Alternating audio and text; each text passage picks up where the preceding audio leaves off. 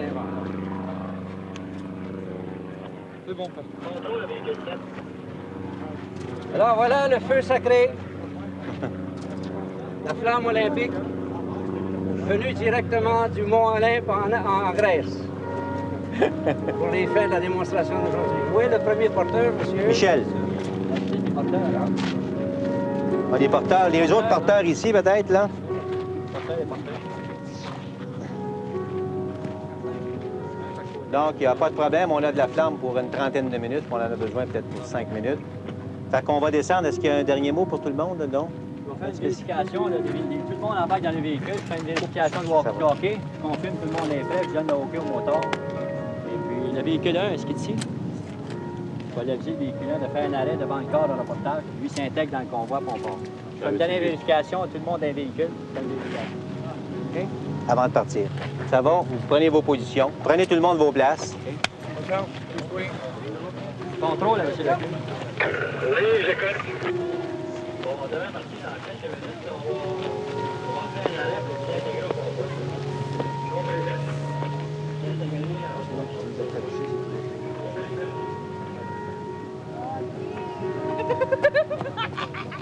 C'est les Olympiques? C'est les Olympiques? Est-ce pratique pour les Olympiques? Monique et Jean Dupé, pouvez-vous nous expliquer un petit peu, nous raconter la genèse de cette idée des Jeux olympiques à Montréal? Alors, nous sommes venus aux Jeux d'une façon assez étrange. Le maire devait forcément faire des tournées pour l'expo que nous venions d'obtenir. Et il s'est rendu à Lausanne, au quartier général du CIO. Et dans l'escalier, il y avait une photo du baron Pierre de Coubertin, sous laquelle était inscrit « L'important dans la vie, ce n'est pas de vaincre, mais de participer ». Pour lui, ça a été un coup de foudre. Mais avant de présenter notre candidature, il a fallu la rendre publique. Et on avait gardé l'équipe qui a travaillé sur la préparation des Jeux, a gardé le secret à ce point qu'après 2 ans, aucun journaliste ne pouvait deviner ce pourquoi on le convoquait à une conférence de presse où il y avait au-delà de 500 personnes. Le premier ministre Lesage était venu, avec le maire, évidemment. Et personne ne s'est rendu compte de ce qui se préparait. Tout est secret. Personne ne sait qui a gagné, qui n'a pas gagné. Mais nous avions une espèce de code. Puis il y a un membre, le membre canadien du CIO, ça je devrais peut-être pas le dire, il arrangeait simplement sa cravate si, au premier tour, on était en haut dans la course. Si on était dans la course, c'est évident qu'on gagnait. Parce que les gens de Los Angeles, si Los Angeles était en dehors, ne pouvaient pas voter pour Moscou. Puis les gens de Moscou ne pouvaient pas voter pour Los Angeles. Nous, à cause du signal dont j'ai parlé, on savait, au moins Charbonneau et moi, on savait que Montréal avait eu. Mais malgré tout, quand le vote a été annoncé, un petit boniment au début, toutes les villes étaient capables d'organiser les Jeux. Toutes les villes ont fait une campagne très, très respectable. Enfin, tout ça. Voici le résultat du vote. Personne ne l'a vu. The 70 members of the International Olympic Committee have just finished balloting, and I will now announce the result, which I do not know.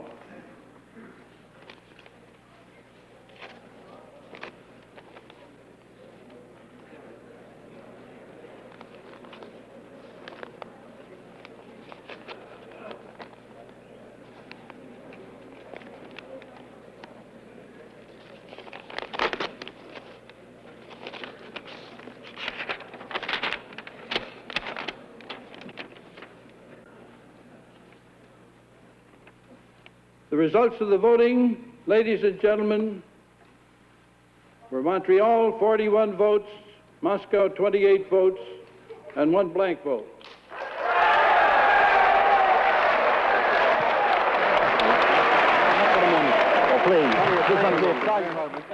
Enfin, c'était l'hystérie collective, une vraie fête, les larmes. C'était le résultat vous êtes surpris, monsieur. Un travail formidable, passionnant, tout ça, mais quand même épuisant. Le maire, s'il est venu au sport, c'est par l'Olympisme, contrairement aux autres qui vont à l'Olympisme par le sport. Très heureux, très profondément heureux. Bienvenue à Montréal, bonjour à Montréal, une ville au cœur joyeux. Exactement ça. Pardon? Ça, tu viens de le faire, c'est exactement ça. Parfait. Juste ça. OK. 1, 2. Bienvenue à Montréal, bonjour à Montréal. Regarde, moi, je vais te faire des cues une coupe de fois.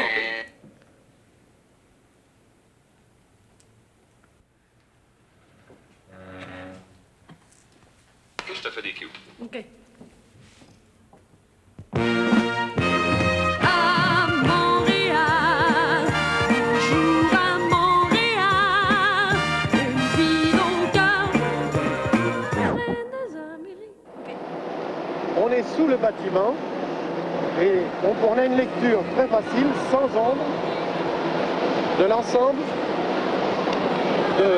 La lumière est absolument diffuse. Alors la lumière est diffusée partout avec égalité grâce à la contexture du toit qui est constituée de 2 matériaux et d'une mousse de polyéthylène qui permet d'avoir une diffusion répartie sur la totalité de l'éclairage. PTR, thème. Stand-by agent. Parfait, ça va. Bon après-midi, mesdames et messieurs, et bienvenue à cette émission en provenance de Trois-Rivières. Aujourd'hui, nous verrons des images de tennis, de plongeon, d'athlétisme, de canot-kayak, de voile et de tir à l'arc. Et nous allons retrouver Richard Garneau en compagnie de son analyste Joe Maléjac. 5, 4, 3. Athlétisme.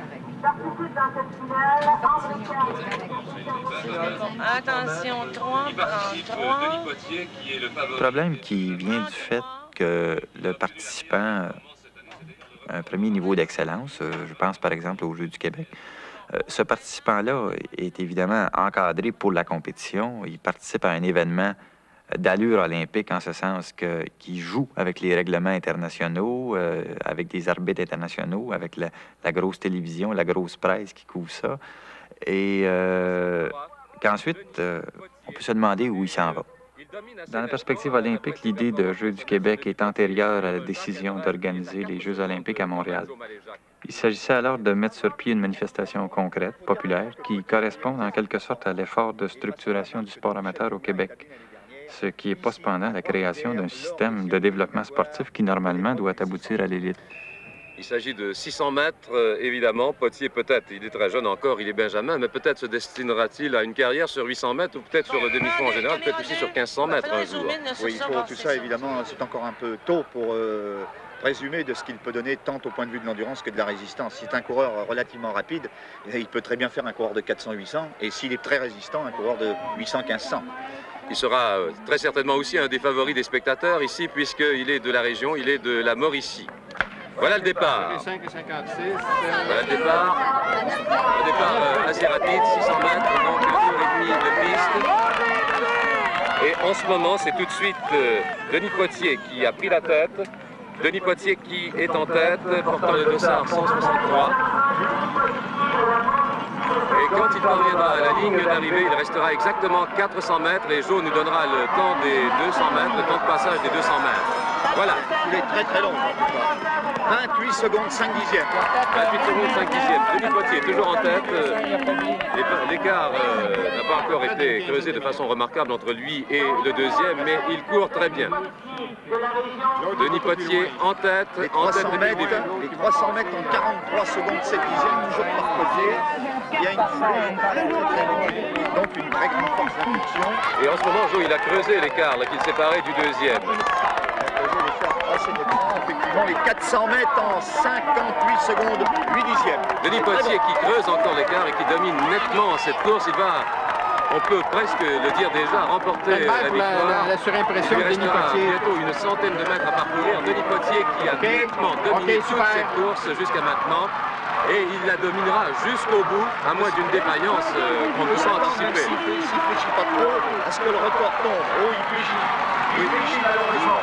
Ça n'empêchera pas de remporter la victoire. Il a fléchi dans les derniers mètres, mais il remporte facilement la victoire. Il a mené de bout en bout. Denis Potier de la région de la Mauricie, le temps, Jo? 1 minute 30 secondes pour moi, temps non officiel. De toute façon, ce qui arrive, là, c'est que ça va bien, parce qu'il est jeune, ça va bien dans les 400 premiers mètres, après il faiblit. C'est une conséquence, c'est normal. Ce qu'il va acquérir, là, c'est avec la maturité en vieillissant. De toute façon, c'est parfait, pas de problème. Là, il est sucé au trognon bien raide. Où s'en va ce jeune-là ensuite? Parce que là, on a affaire à des jeunes de 13, 14, 15, des fois 16 ans. Il y a certains sports où ça va plus loin, où on a des pratiquants un peu plus âgés. Mais il ne s'agit pas généralement de l'élite, même au Québec, même dans ces catégories-là. En athlétisme, on a l'élite, mais en natation, par contre, il y a des standards qui n'autorisent pas la participation des meilleurs. Alors là, on voit déjà qu'il y a une différence selon les sports. Mais de toute façon, peu importe qui appartienne à l'élite de sa catégorie ou non, on a un pratiquant qui est jeune, qui n'a pas beaucoup d'expérience et qui devrait normalement continuer, en particulier s'il a gagné une médaille d'or ou une médaille d'argent. Je pense qu'il y a une incitation à continuer. Alors, quoi faire pour continuer? Là, on parle de perfectionnement à un niveau intermédiaire, parce qu'on n'est pas dans l'élite quand on sort des Jeux du Québec avec une médaille d'or. Surtout pas quand on sait que l'âge maximal de performance est autour de 24-25 ans. Alors, il est pas, on ne peut pas attendre d'un gars qui a 14-15 ans, qu'à 16, 17 ou 18 ans, il devienne champion olympique. Oui, voilà. C'est là. Ah ouais, arrache, rien pas les camps. C'est. Ouais. C'est. Un peu proche. Encore de ça. Ah ouais, voilà. C'est ça va. C'est là.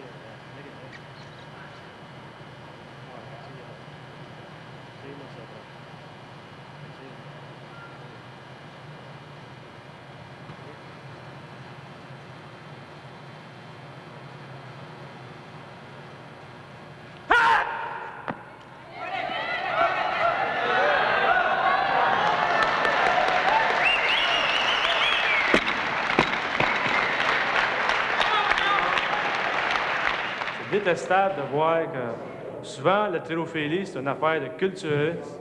Les gars en costume de bain font des poses comme ça. C'est pas ça. Nous autres, tu vas venir, tu te développes quand même parce que tu travailles avec des charges assez lourdes.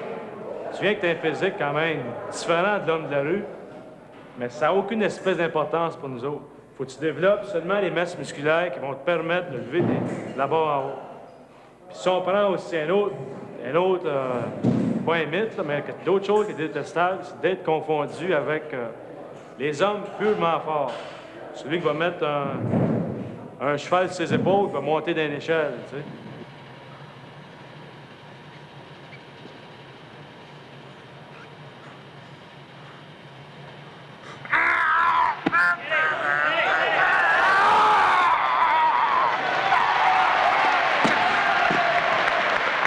Tout le monde peut faire un haltérophile. Il s'agit qu'il travaille dans ses points faibles. Un gros gars bien fort, il a la force, mais il manque la souplesse, l'agilité. Puis, disons, je prends le cas de Bourassa, là, celui on a entendu bien parler. Là. La force, il l'a, mais la souplesse, la coordination, l'agilité, il l'a pas.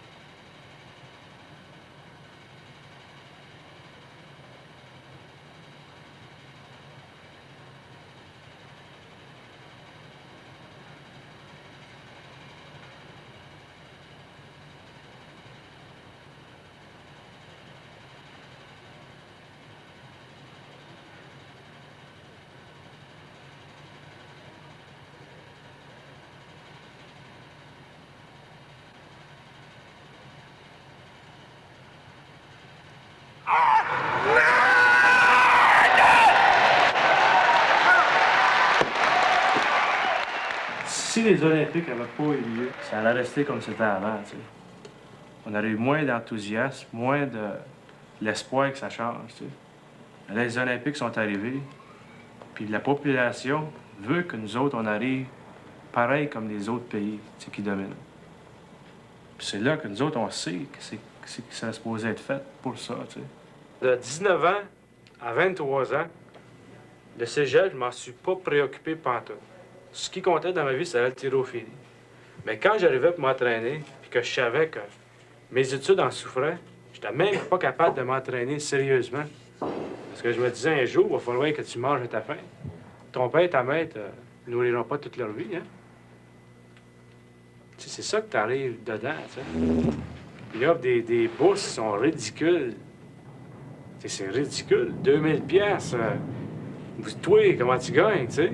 Qui est-ce qui gagne 2000 pièces par année? C'est assez difficile, ça, d'arriver au même niveau que des Russes ou des Européens. Eux autres, leur seule fonction, c'est de s'entraîner. Ils ont tous les avantages, c'est-à-dire que au niveau nourriture, nutrition, au niveau médecine, puis au niveau de facilité d'entraînement, ils n'ont aucun problème. Puis là, ce qu'on nous demande, c'est d'essayer de battre ces gars-là, tu sais. Actuellement, on a un physiothérapeute. Un physiothérapeute. Ça, là, un physiothérapeute, lui, il nous guérit quand on est blessé. Ça, c'est correct, ça. Ça nous prend ça. C'est le dernier espoir qu'on a, tu sais. Mais on n'a même pas quelqu'un pour prévenir nos blessures. Parce que quand tu arrives, tu pousses ton corps au maximum. Il vient un temps que ton ambition veut plus que ton corps.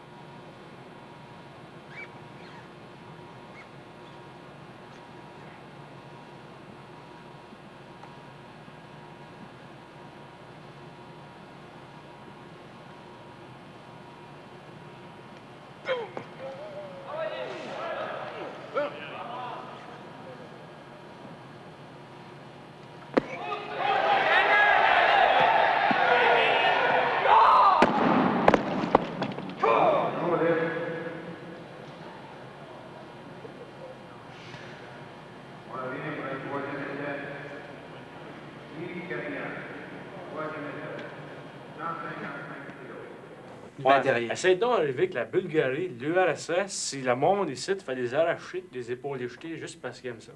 Faut aller plus loin que ça. Ah, mais ça dépend.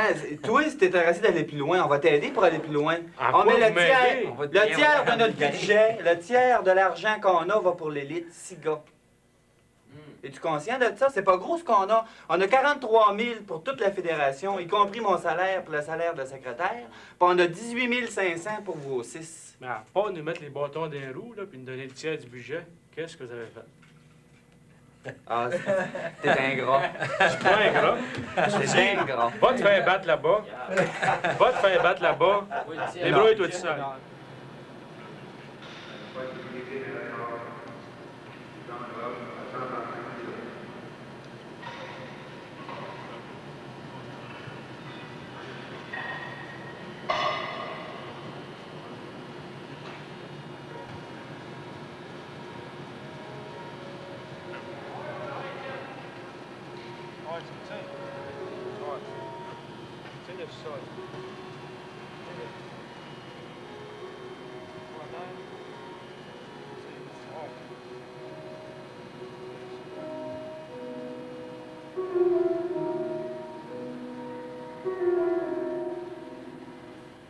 En réalité, on pourrait se plaindre beaucoup plus si on avait un système qui avait été pensé où on formerait des athlètes, on préparerait des athlètes pour atteindre le niveau international et qu'à ce moment-là, les athlètes en question n'auraient pas un appui financier ou un appui social suffisant. Mais tout ce qu'on peut encadrer maintenant, tout ce qu'on peut appuyer, c'est un individu à gauche, un individu à droite qui, par bonheur, se trouve à avoir participé à 1 ou 2 compétitions internationales et qui, dans la plupart des cas, est appelé à être un figurant aux Jeux olympiques. Ça, il ne faut pas se faire d'illusions. La majorité de l'équipe canadienne aux Olympiques en 1976, c'est une série de figurants qui vont se faire éliminer en 8e ou en 16e de finale. Et les espoirs olympiques du Canada reposent sur très, très peu d'athlètes. Alors, il y a peut-être au plus une cinquantaine d'athlètes au Canada qui peuvent penser, qui peuvent espérer peut-être une place en finale olympique. Daniel Taillon, 110 mètres haies. Combien de temps tu fais ça? Pour faire 5 ans. Où est-ce que tu t'entraînes? Un peu partout. L'hiver, c'est surtout aux États-Unis parce que je vais à l'école là. Et puis l'été, c'est ici, chez la maison, où il y a une piste. Comment ça se fait que tu étudies aux États-Unis? Disons, c'est parce que ils m'offrent les moyens de finir mes études et puis de faire de l'athlétisme en même temps. C'est plus profitable pour s'entraîner. Les facilités sont, disons, mieux. Beaucoup plus accessibles aussi. C'est tout centralisé à l'école. Comme on a une piste, une salle de musculation, une salle de physio, piscine. Tout ça, c'est centralisé à l'intérieur de 10 minutes de marche, alors c'est un gros avantage. Il y a plus de compétition. Le niveau des compétitions est beaucoup plus élevé, surtout pour les haies. Toi, penses-tu aller aux Olympiques? Oui, j'ai des standards de fait actuellement. Mais ça dépend de tellement de choses. Comme une blessure quelques semaines avant les Jeux, puis tout est compromis. Alors... Mais à date, déjà, tu fais les standards? Oui. Donc, tu as des bonnes chances, à moins qu'il arrive à moins que tu sois mal blessure, quelque chose comme ça. Est-ce que tu vas au Parc Kent vendredi, samedi, dimanche? Oui, c'est samedi soir seulement, pour la compétition. Et comment tu évalues tes chances? J'aimerais beaucoup faire la finale là-bas. La compétition va être très, très forte. C'est réellement une première des Jeux olympiques.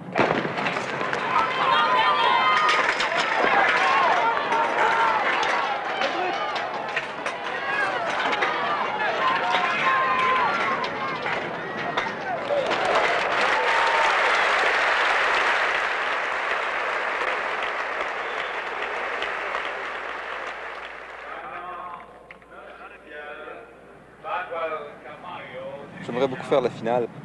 La compétition va être très, très forte. C'est réellement une première des Jeux olympiques. C'est qui a des chances de gagner quelque chose aux Jeux olympiques, vous pensez? Dans ceux que vous connaissez? Comme Québécois? Ouais. Y en a-t-il qui ont des chances? Personnellement, je pense pas. C'est parce que il y aurait que quelques Québécois, peut-être un ou deux, qui ont des chances de paraître assez bien, peut-être de faire la finale. Se rendre en finale, c'est déjà quelque chose. Oui. Mais plus loin que la finale, ça me surprendrait énormément. Peut-être seulement que Daniel et Claude Ferring qui vont peut-être se rendre en finale. Mais déjà de participer à un Olympique, c'est beaucoup, c'est énorme. Donc si Daniel ou Claude se rendent en finale, je lui lève mon chapeau.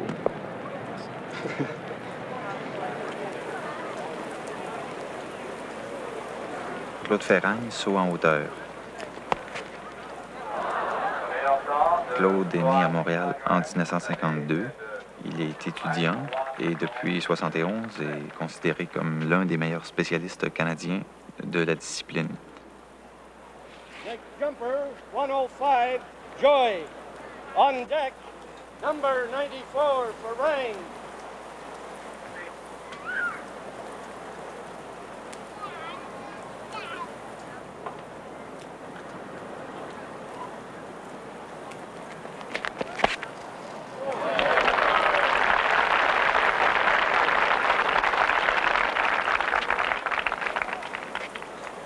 Next jumper, number 94 for Rang. On deck, 75, Bach.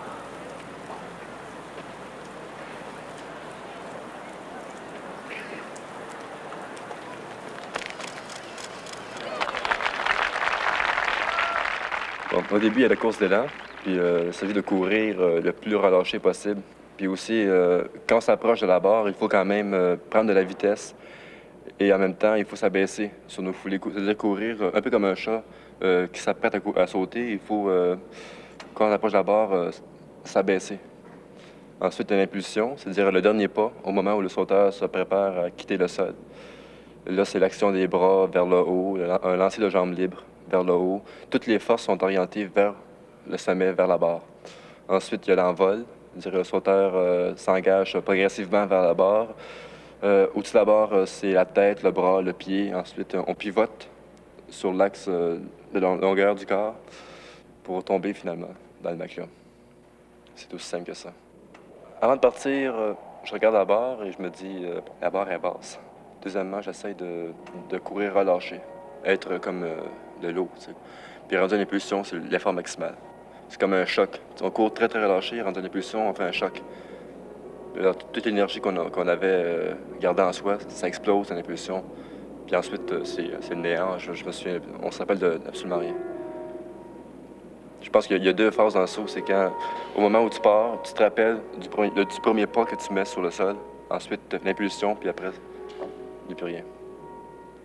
Après le saut, c'est les nerfs. Moi, je suis très nerveux. Très souvent, je regarde même pas la barre. Je le sais, je l'ai ou je l'ai pas.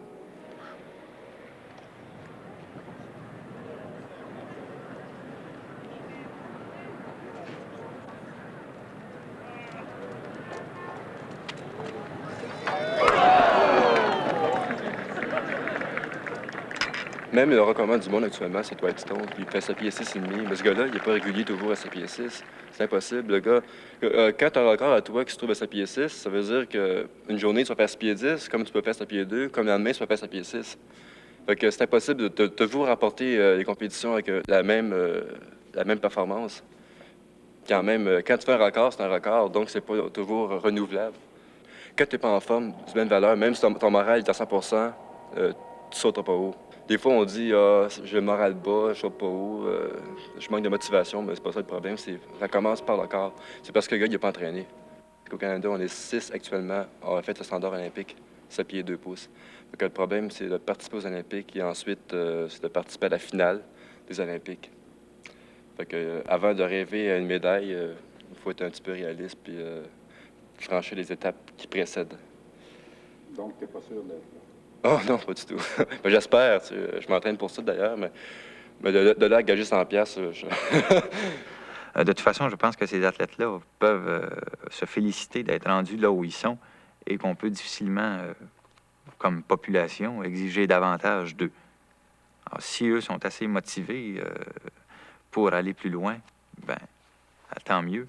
Mais je pense, moi, qu'ils n'ont pas de compte à rendre à la société parce que la société a jamais organisé, a jamais privilégié la pratique du sport à ce niveau-là, qui n'est pas une pratique massive, mais une pratique très, très sélective, qui est au fond un choix politique, un choix ou une volonté qui est liée à la volonté d'une reconnaissance politique. Ça, au Canada, il n'y a jamais eu ça. Jamais le Canada s'est senti obligé d'être reconnu internationalement par la qualité de ses champions. Ginette Dufresne, gymnastique. Âgée de 14 ans, Ginette Dufresne est un très jeune espoir, considérée comme 2e junior au Canada. Elle s'est distinguée également aux Jeux du Canada où elle avait remporté une médaille d'or au saut de cheval. Elle s'entraîne dans le club montréalais Gymnix.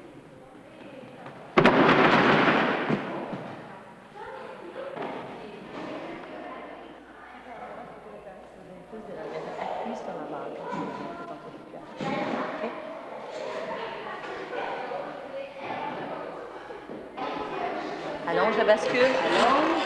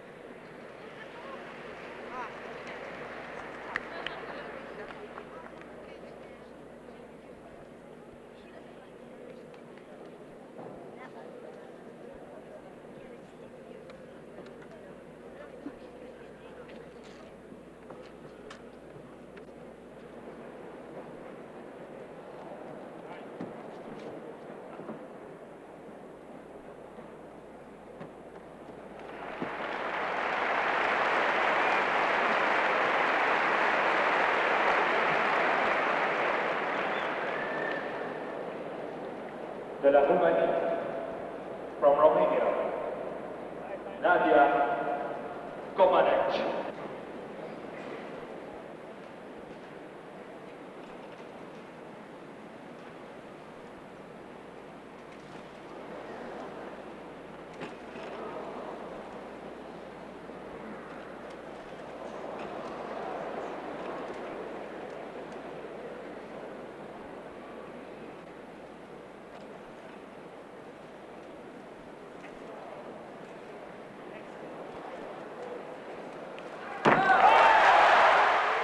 L'écart persistant entre nos meilleurs athlètes et les meilleurs du monde s'explique par plusieurs facteurs.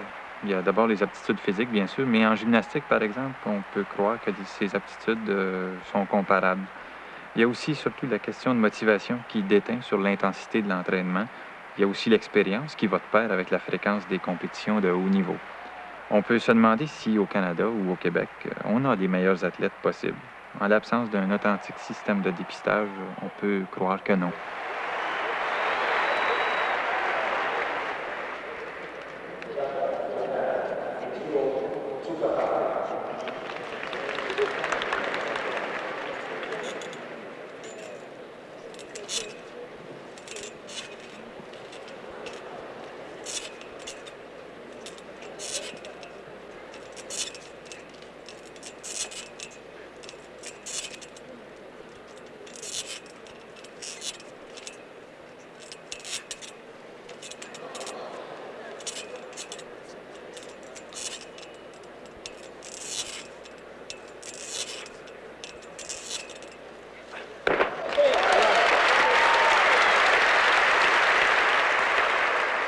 Il faut savoir qu'au Japon, on compte des milliers de gymnastes qui ne font pas de compétition, même s'ils sont très bons.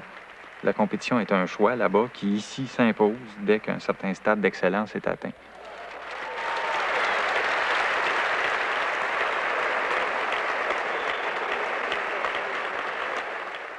Pierre Leclerc, gymnastique.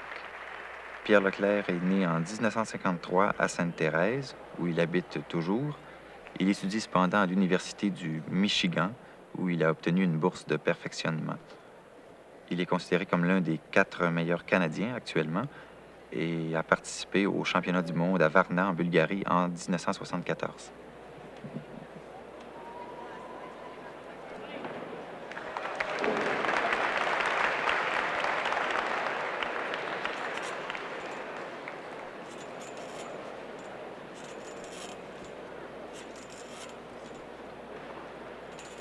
De plus, au Canada, la motivation est assez difficile à intensifier, à exacerber. On peut invoquer comme cause majeure les disparités sur le plan national, les distances, les ethnies, entre autres, le fameux problème du nationalisme ou du non-nationalisme canadien, la faible reconnaissance de la population et toujours cette absence de volonté politique d'avoir des champions représentatifs. Il faut être drôlement acharné, entêté, peut-être un petit peu déséquilibré même pour arriver à exceller en compétition internationale quand on est Canadien.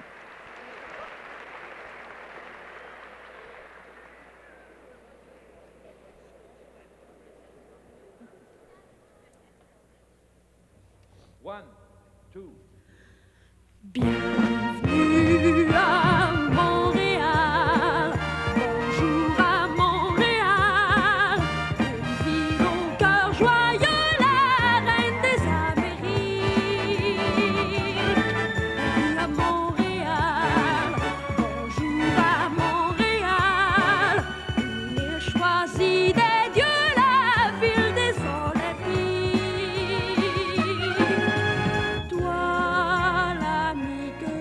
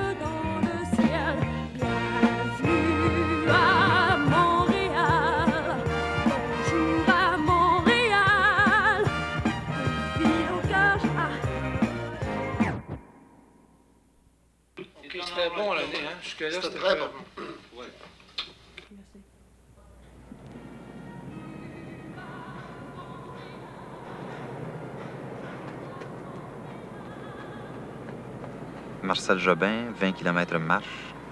Marcel Jobin est né en Abitibi en 1942. Il habite à Saint-Boniface de Shawinigan. Il est marié, père de 2 enfants. Il a participé aux Jeux panaméricains à Cali en 1971, ainsi qu'aux Jeux panaméricains à Mexico en 1975.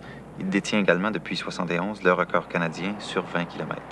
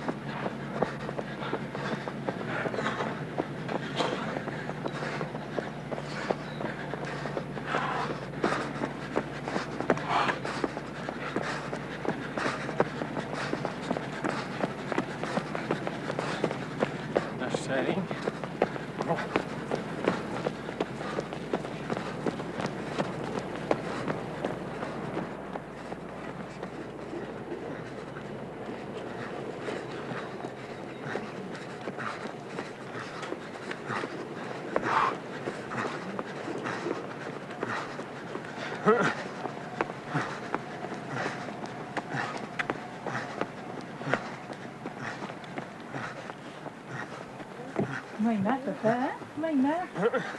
Hop là!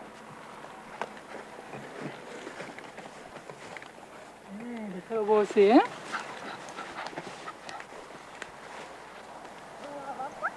Ça va, papa? Ça va, papa?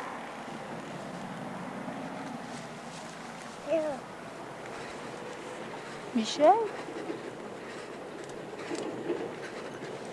Tu frappais de la pluie? Tu as frappé de la pluie? Non, un petit peu. Ah. C'est ça.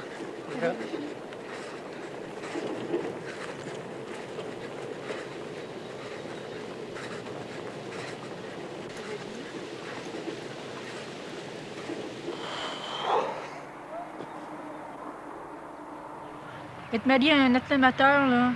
Moi, j'en faisais avec la compétition. Quand tu fais de la compétition, là, souvent, tu files pas tellement pour attendre à rire. Fait que quand j'ai vu qu'on n'attendait pas à rire à 2, ben, j'ai dû m'arrêter. Ça va être moins difficile. Fait qu'il y a moins de flamèche. Ben, j'ai fait de la course, j'ai fait de la marche aussi. Ben, je suis bien contente d'en avoir fait parce que je peux plus comprendre Marcel quand il est en compétition. J'ai bien plus ma femme qui est le plus gros support moral, tu sais. Mais il y a Serge, je fais partie d'un club de Montréal, club de Montréal-Nord. Et c'est Serge Jeudi qui se trouve être comme un peu entraîneur, gérant, tu sais. Mais c'est bien plus ma femme, tu sais. Puis ici, c'est le petit Caron, Michel Caron, là, qui me suit à l'entraînement. Ça m'aide pas mal, tu sais. Là, mon principal but, moi, c'est pas d'aller gagner des médailles, c'est participer puis faire partie de l'équipe canadienne. C'est ça que mon but. Il y a bien des entraîneurs et des dirigeants de l'Association du Québec qui ils voudraient, ils me voient, ils disent, après les autres, je suis capable de gagner des médailles, tu sais. Moi, je sais que c'est une réalité, tu sais. J'ai pas les avantages que les gars ont, tu sais. Mais là, cette année, la compagnie Alcan, avec la pression de l'Association canadienne, m'ont libéré le lundi, le mercredi et le vendredi à 3 heures. Mais sans ça, là, je perds 6 heures par semaine à mes frais. Mais j'ai déjà une grosse amélioration, puis les temps ont baissé pas mal. Là, parce que l'an passé, le meilleur temps, c'était 1h36, puis c'était la meilleure performance canadienne. Cette année, je suis rendu à 1h33, tu sais. Donc, moi, d'après moi, je crois que c'est cet avantage-là que j'ai eu. Ça. Mais s'il y aura possibilité de me faire libérer au moins 5 jours par semaine, d'après moi, je serais bon faire une 30 cette année. Puis l'année prochaine, j'aurai des chances de me tenir avec le peloton de gang. Je trouve qu'il n'y a aucun travail de fait pour le travailleur, absolument rien. Là, ils disent qu'ils font ils vont faire des pressions au sein des compagnies pour essayer de te libérer et tout, mais ils l'ont fait, mais s'ils me libèrent, ils ne me payent pas. Je me souviens, Marcel a déjà fait du BC. Puis moi, je suivais en auto, puis dans ce temps-là, j'avais pas fait tellement de sport. Puis Marcel, il montait une côte, hein, puis il y avait 25 000 dans le corps. Puis il montait, puis c'était dur. Je disais, ah ouais, t'es capable. Il s'est assis sur le BC, puis il me regardait, on l'en dirait. Si j'étais capable, j'irais plus vite, hein, il s'est assis. Après, quand je l'ai eu faite, là, j'ai vu que c'était quand on me criait, t'es capable, j'étais plus capable, là. Je lui criais pas, t'es capable, envoie. Tu trouves le mot pour encourager dans ce temps-là. On brûlait en avant, Marcel, come on!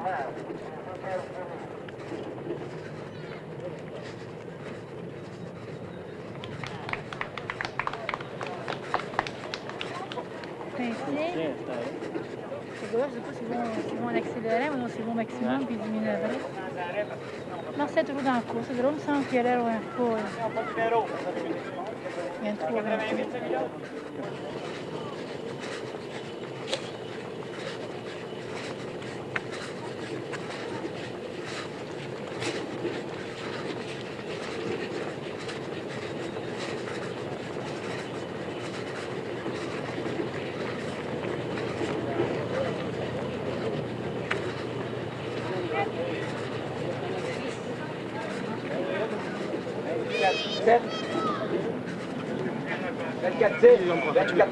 Dans la course, Marcel.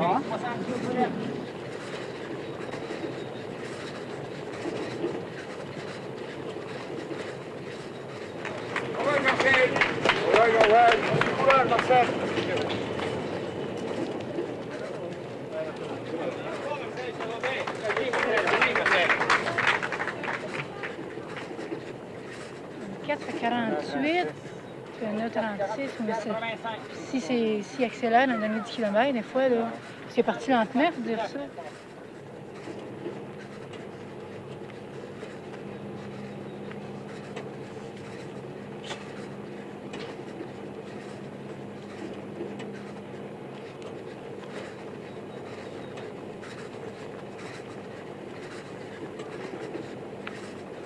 Arrête.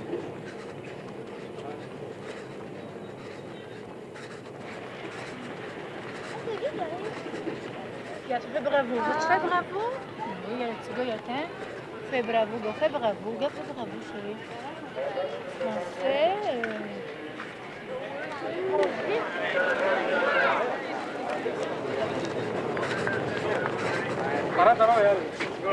Let's go, allez.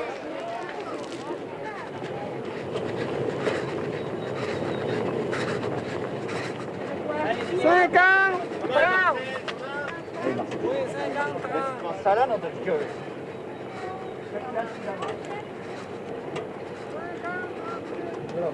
Lâche pas.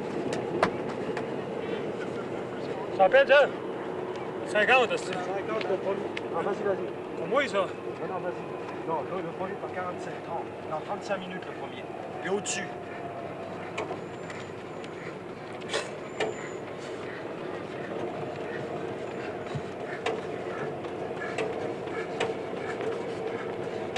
Marcel!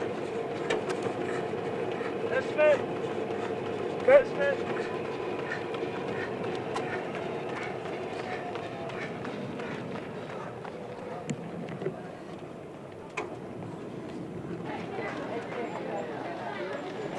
Il est cher. Comment Marcel est lâché? Hein? Il était mis en arrière, là. À l'autre tour. Ouais, pour moi, il est lâché. Ça me donne de faire une 42.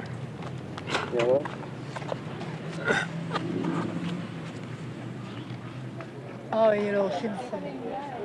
Il est lâché. C'est bien fait. Le fait de le mettre à 4 heures au mois d'août, il savait absolument sûr qu'il allait avoir une grosse chaleur. C'est trop chaud à y. Dans le détour là-bas, là, il faisait 140 degrés. C'est même pas une question. Tu paraissais pas fatigué. Ce qu'il y a, c'est que tu n'avançais pas. Parce que dès que tu fournis l'effort, tu vas perdre combien, là? Tu vas perdre combien? Tu sais pas difficile, tu dépenses 20 de ton énergie pour tenir le coup. Priez tous les spectateurs de librement se retirer, s'il vous plaît, derrière la ligne blanche, afin de faciliter le déroulement de cette épreuve.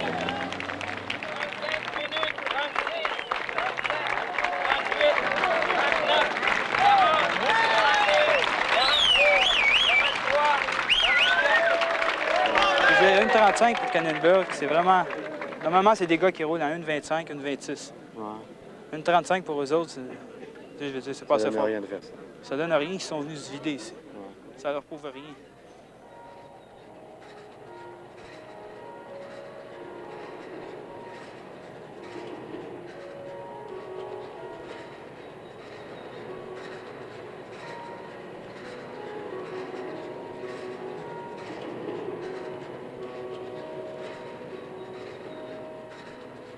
Il marche 10 minutes au-dessus de son temps. Vas-y, ma fille.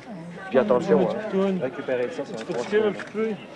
Non. Pour ça, t'es le premier qui abandonne, mais t'es pas le dernier, tu sais, d'abord. Non. Le premier, le plus jeune, là. T'es-tu toi, quand même? Oui, là. Tom Dooley, les Américains, les Canadiens.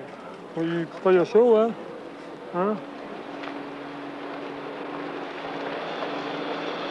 Ça, on peut dire que ce sont les nerfs qui tiennent toute la structure.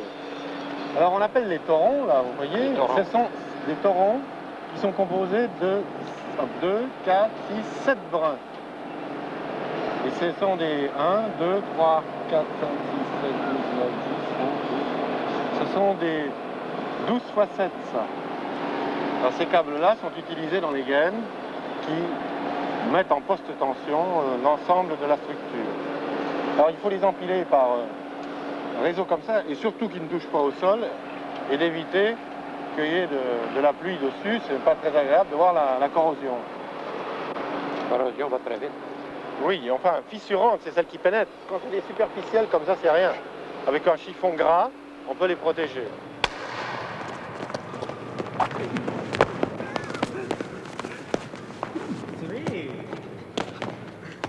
Pour la première fois au Canada, en 1974, on réunissait sur une base permanente les équipes nationales de volleyball appelées à représenter le pays aux Jeux olympiques. Les Olympiques, je veux dire, c'est beau, je veux dire, c'est un beau spectacle, puis on aurait aimé ça, nous autres, pouvoir y aller, je veux dire, embarquer là-dedans, puis voir qu'est-ce que c'est les Olympiques, le vivre à l'intérieur, tu sais. Mais ce qui était intéressant, en fait, ce qui était plus motivant, c'est de suivre, c'est de vivre les 2 ans pour s'y rendre, tu sais, à l'échelle de compétition. Le fait d'avoir une équipe permanente, ben, moi, je me suis dit au début, c'est une chance pour moi encore de pousser plus loin mon amélioration dans le jeu. L'expérience du côté masculin a été un échec, il faut bien l'avouer, et l'équipe qui était aux prises avec des dissensions internes a été transférée de Montréal à Winnipeg. La compétence du coach a pu être mise en question par les 3 joueurs francophones de l'équipe, qui ont renoncé à aller s'entraîner dans l'Ouest, mais au fond, le problème est beaucoup plus vaste. L'entraînement permanent d'une équipe en sport collectif n'est qu'un seul facteur de la réussite. Il y en a beaucoup d'autres, le réseau de compétition, la sélection des joueurs, entre autres. Et tous ces facteurs-là demandent un investissement qui est sans doute beaucoup plus grand que dans les sports individuels. Et il semble bien que dans le cas du volleyball, comme dans d'autres sports collectifs, les demi-mesures ne pourront jamais garantir le perfectionnement. Moi, ça fait 5-6 ans que je joue au volleyball, je sais pas exactement. Ça fait 4 ans que je m'entraîne intensivement. Puis quand les Olympiques sont venus ici, bien là, ça a commencé à être encore plus intensif il y a 2 ans. Puis il y a 2 ans, on est allé au même tournoi, on a fini 3e. Là, après 2 ans, une équipe s'entraîne d'une façon permanente 1 an, puis fait pire que l'équipe a fait il y a 2 ans quand on s'entraînait 3 semaines. Faut que tu te poses des questions quelque part. Faut pas que tu dises, OK, c'est les joueurs, puis c'est ça, mais il y a les 2 côtés de la médaille.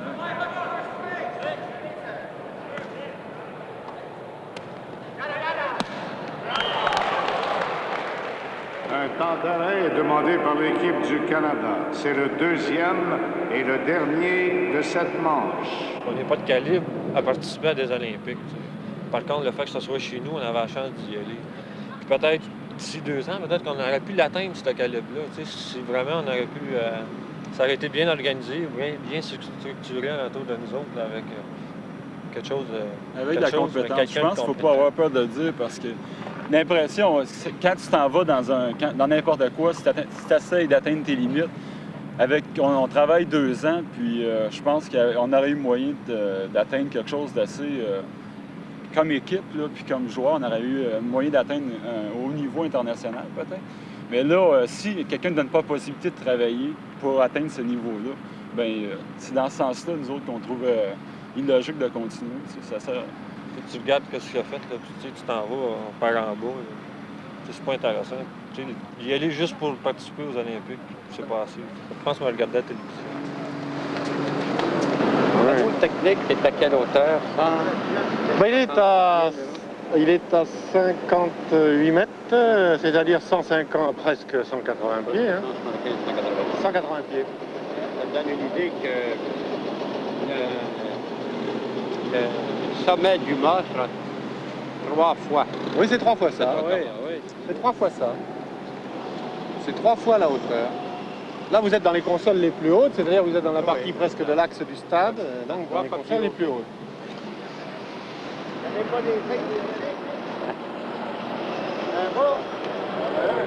Regardez si j'en ai pas gros. Il va y avoir des problèmes. J'en ai 4. Je vais tous les faire tirer.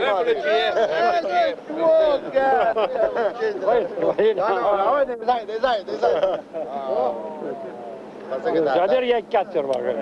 Je reviendrai. Lâchez pas, vous autres. Alors pas peut-être. Ah, mais vous collectionnez. Ah, il manque aussi le drapeau. Ah, tiens. Ah, c'est vous, ça. Ah oui, j'étais ici l'autre jour. Ah, là, mais je voulais vous avoir à vous sur le portrait, là. Je ne sais pas sur le portrait. Ah, ben, je savais. Il y en a d'autres, j'y suis. C'est vous qui manquez. À la prochaine fois. Ça fait un beau souvenir, ça? Oui. Vous faites partie des vedettes internationales, là, hein? 1, 2. Bienvenue à Montréal. Bonjour à Montréal. Une ville au cœur joyeux, la reine des Amériques. Bienvenue à Montréal. Bonjour à Montréal. Une île choisie des dieux, la ville des Olympiques. Toi, l'ami que je vais rencontrer, à qui je tends la main. Vois la flamme nous appelle, tel le signe dans le ciel. Viens, la flamme nous appelle, tel le signe dans le ciel. Bienvenue à Montréal. Bonjour à Montréal. Une ville au cœur joyeux, la reine des Amériques. Bienvenue à Montréal. Bonjour à Montréal. Une île au choix, une île choisie des dieux, la ville des Olympiques.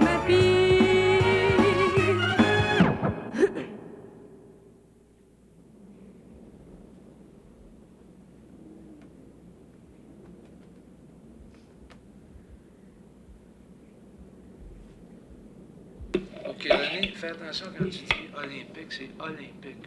Olympique. Non pas olympique. OK? C'est olympique. Il faut faire attention au début aussi, au refrain. C'est pas si grave le début, René, parce que le choral est avec lui sur. Bienvenue en fort. Oui, oui. L'autre chose que je veux dire, la ville.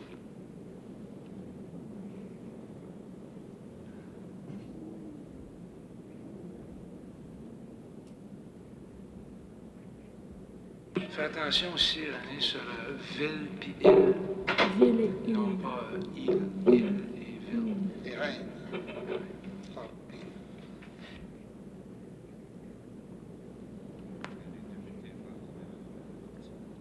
Toi,